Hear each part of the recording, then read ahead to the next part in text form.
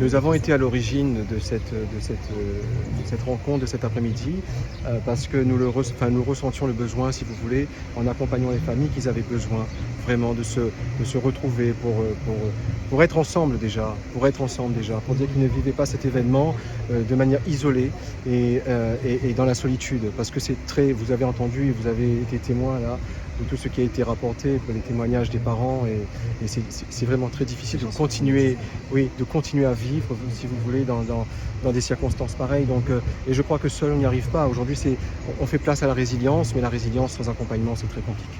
Et c'était complètement irréaliste l'événement. On avait l'impression d'être vraiment, de regarder un film. Donc ça reste dans les mémoires aujourd'hui. On a eu trois décès dans une même matinée, dans une même ville, sur un même événement. Donc vous voyez, ce sont des choses, les possessionnés et même ceux de la Réunion ont été très marqués par cet événement.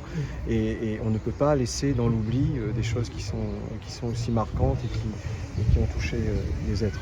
C'est vraiment le rôle des élus d'être présents à côté d'eux et de les aider à porter vraiment, on est aux premières loges et à porter cette souffrance avec eux, parce que ce sont des événements qui sont marquants et qui ne s'oublient pas.